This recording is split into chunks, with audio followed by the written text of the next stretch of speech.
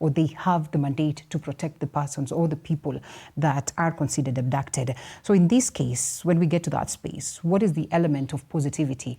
What are the chances then there's going to be justice for Besigye and as well for these individuals that are being abducted? I think when your rights are at stake, you fight because it's your very existence that is being challenged. Yeah. That is why our youth are out in the streets. That is why they are giving ultimatums. It's life being threatened. And I want to repeat something I said recently to William Ruto directly. You are a father, we've seen your children, and I suppose you were happy to share Christmas and expecting to share New Year with them. The young men you have abducted, I'll say you have abducted them because you have caused their abduction. You are unhappy with what you think has been said about you. They are also children of parents just like you. They need to be out here celebrating, sharing this festive period with their families. You better release them, because this is now beginning to affect every Kenyan.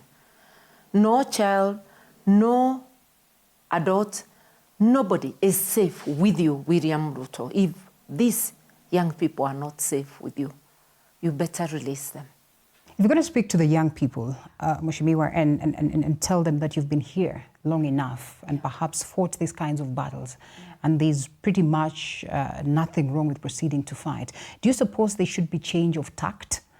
Because then sometimes there's some element of intolerance that perhaps does not seem to bear much of fruit in terms of changing a nation. I want to speak to those in authority more than to the young people. This country doesn't belong to you. It belongs to all of us. Don't behave like you are in your own farm. To Ruto, don't behave like you are in Sugoi. And even Sugoi, the laws of Kenya apply. So you cannot take a hammer and mallet and start pounding those you disagree with, those who are under you. If there is something you disagree with what the young people do, if it is not against the law, the best you can do is block them from your social media account. You can even remove your account the same way President Uhuru did his once. But you cannot take a hammer and mallet to murder our children, because abduction is almost akin to murder. I saw parents crying on the media because they do not know about the safety and well-being of their children. They do not know how they are. This would amount to allegations. Would you substantiate that?